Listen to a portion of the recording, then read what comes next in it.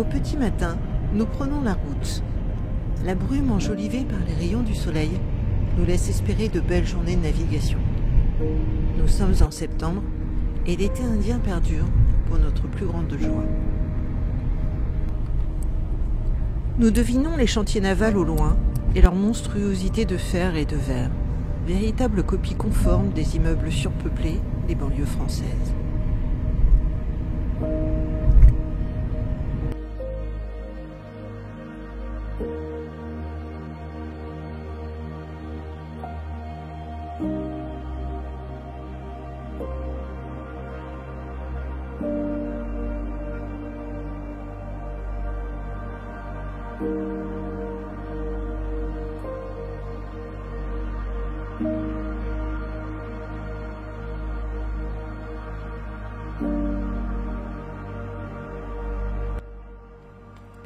La météo est vraiment clémente et nous faisons une courte promenade au cœur de la jolie petite ville bretonne pour acheter du pain et des viennoiseries qui agrémenteront nos petits déjeuners au cours de notre périple en mer. Il fait encore chaud pour ces derniers jours d'été.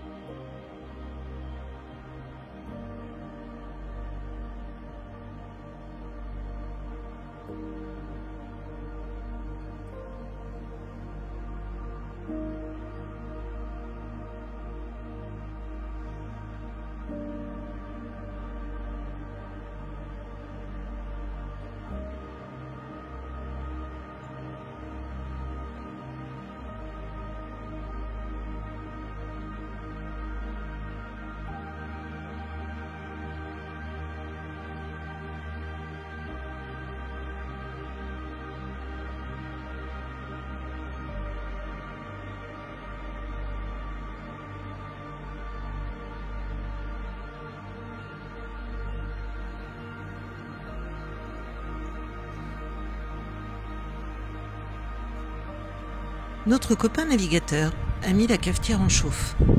Il est encore tôt et un petit café sera le bienvenu. Nous attendons tranquillement l'heure de la marée pour préparer le bateau au départ.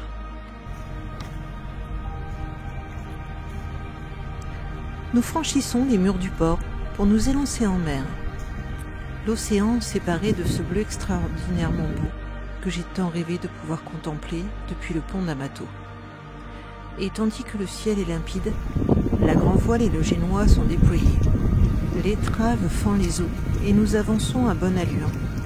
Le temps est vraiment idéal pour une sortie en mer.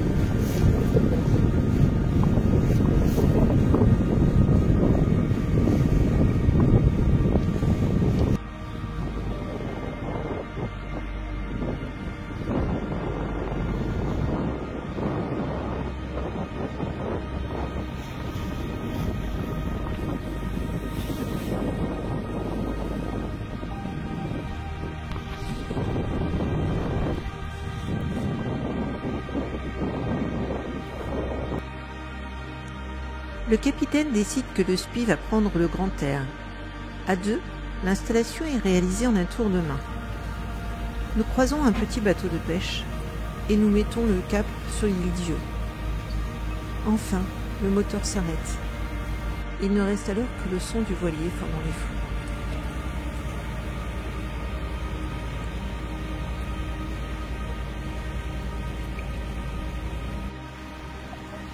La mer se fait calme. Et c'est à peine si l'on remarque le doux balancement du courant.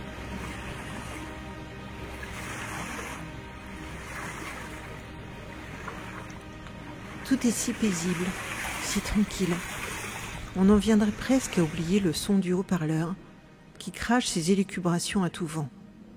D'ailleurs, ce dernier n'est pas aussi présent que le laissait entendre Dame Météo.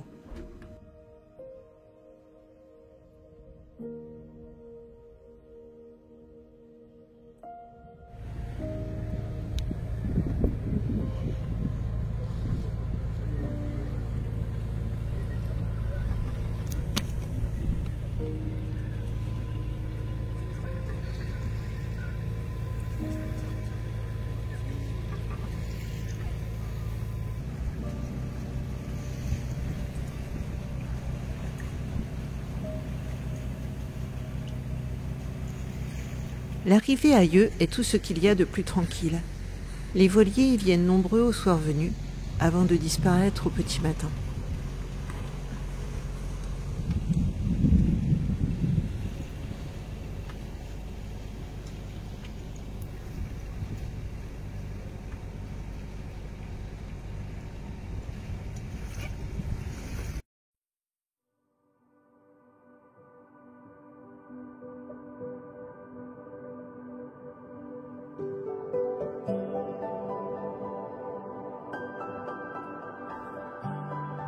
Nous entamons une promenade de quelques heures pour découvrir cette île minuscule, encore sauvage et préservée, où le calme et la tranquillité sont à peine troublés par les touristes très présents en cette période de l'année.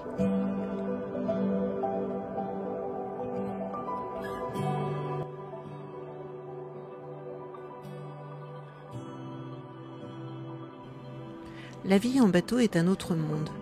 Les gens y sont détendus, souriants, on s'interpelle, on se parle, on retrouve un peu d'humanité dans ce milieu cosmopolite et déconnecté de notre société stressée.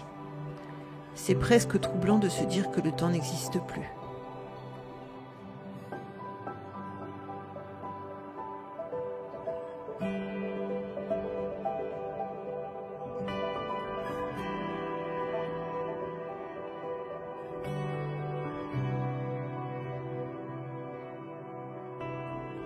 La météo est incertaine et totalement à l'opposé des conditions annoncées. Le ciel chargé ne nous inspire qu'à moitié. Un autre bateau quitte le port en même temps que nous et nous nous suivons mutuellement pendant un long moment.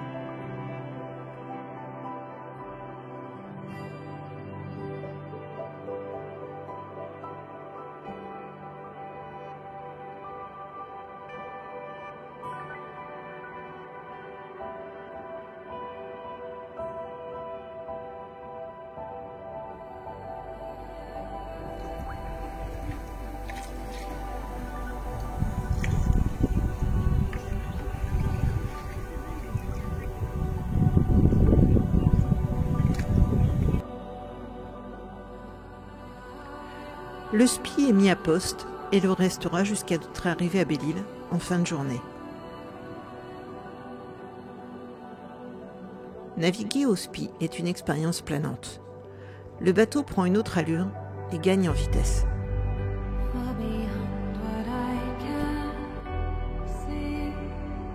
Tandis qu'au loin, un rayon de soleil fait briller la surface de l'eau. À ce moment-là, on se dit que l'on est vraiment bien sur l'eau, à se laisser porter, à tout oublier.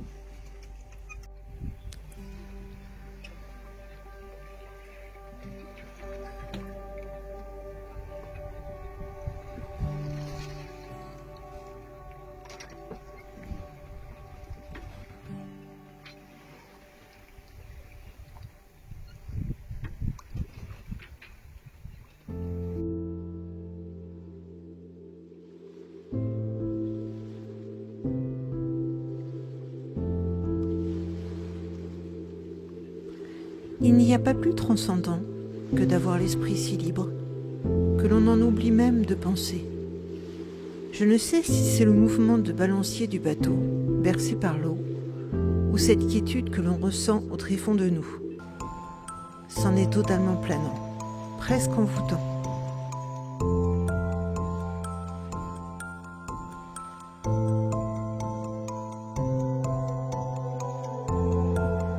Mon compagnon, en charge de la ligne de pêche, remonte un joli maquereau et un peu plus tard, un bar de presque 3 kilos, que nous dégusterons une fois arrivés dans le port de la jolie Belle-Île.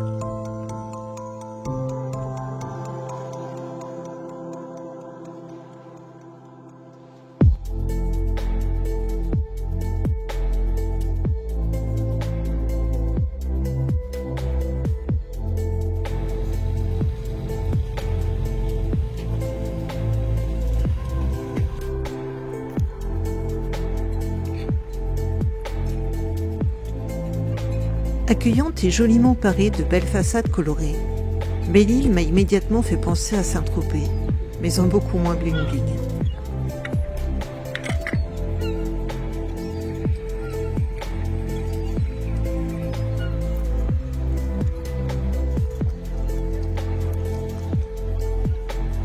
Nous franchissons la petite écluse avec sa maison des éclusiers si mignonne pour aller s'amarrer à côte d'autres voiliers venus passer la nuit. Ça aussi c'est une sacrée expérience.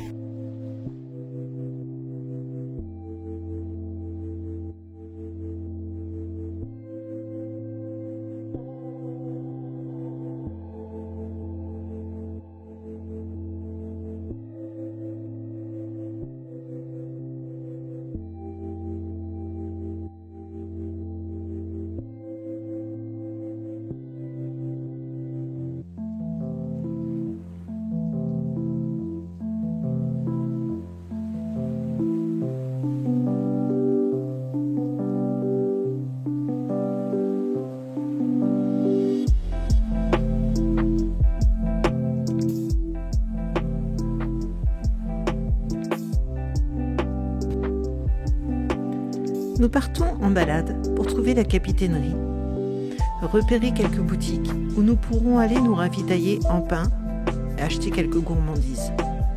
Regarder le ferry, quelques clics pour les photos et retour au bateau.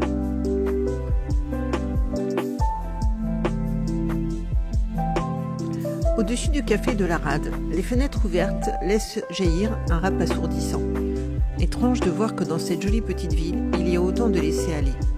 Le respect des autres ici semble, comme partout ailleurs, avoir été mis aux oubliettes.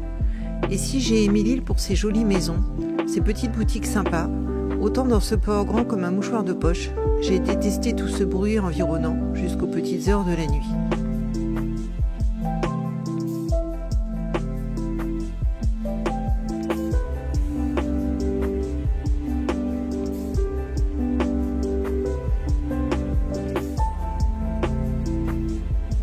L'aurore commence tout juste à poindre lorsque nous reprenons le chemin de l'océan. Et le ciel, à peine visible, laisse entrevoir une belle couverture nuageuse.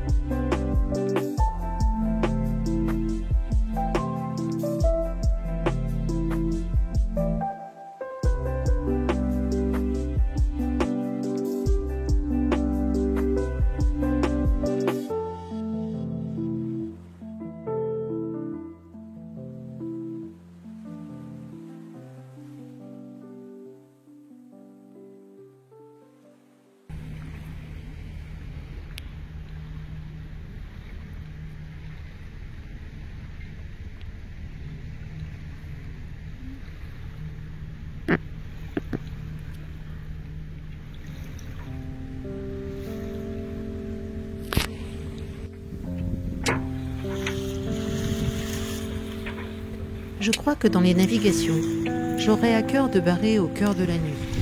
Tout est si paisible et tranquille. Encore plus peut-être qu'en plein jour. Il n'en demeure pas moins que c'est une sacrée expérience à renouveler le plus souvent possible.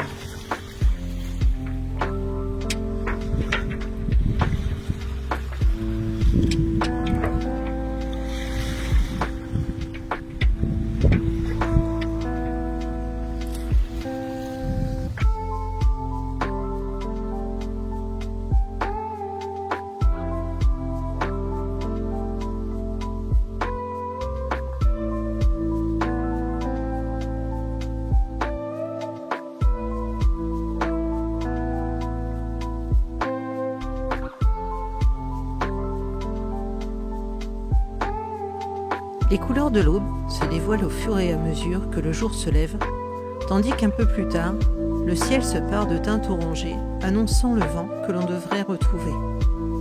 Dame Météo a prévu des orages et de la pluie, et cette dernière finira par nous rattraper, nous obligeant à rejoindre le confort cosy du carré, où nous finirons notre déjeuner.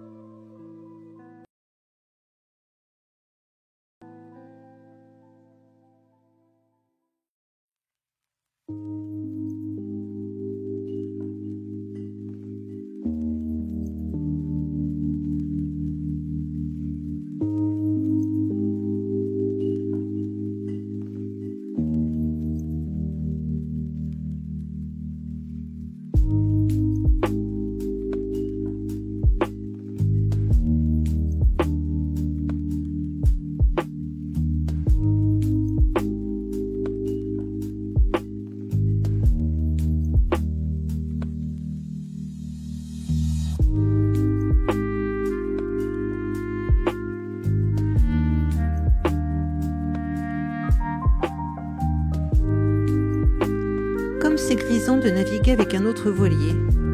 Soudainement, notre capitaine nous dit que ça serait bien d'augmenter l'allure, histoire de gagner sur notre voisin de navigation.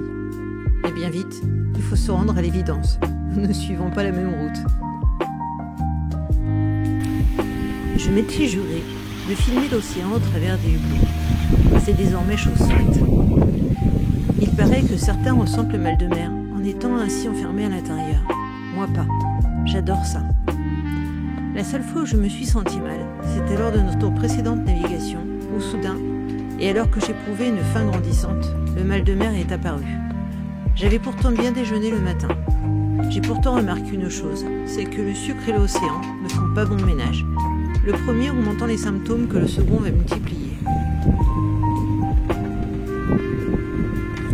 Les côtes se dessinent à l'horizon, et nous devinons les premières habitations. Encore quelques minutes en mer, avant un retour à la folle civilisation. Pendant ces quelques jours en mer, nous aurons beaucoup appris. Nous nous serons enrichis. Notre copain navigateur aura été formidable de patience et d'écoute. Grâce à lui, nous en avons appris un peu plus sur la gestion d'un voilier, ses contraintes, les règles en navigation et ses incontournables. Toujours avec plaisir et dans un esprit de franche camaraderie. Merci à toi Didier, pour nous avoir embarqués avec toi dans ces bons moments. Et qui sait si en mai prochain, lorsque vous partirez pour la Transat, nous ne serons pas dans votre trace.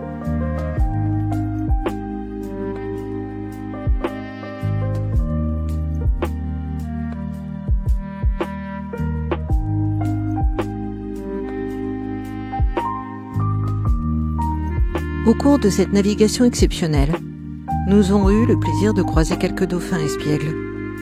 C'était mon souhait ultime de pouvoir en croiser en mer, et mon vœu aura été exaucé.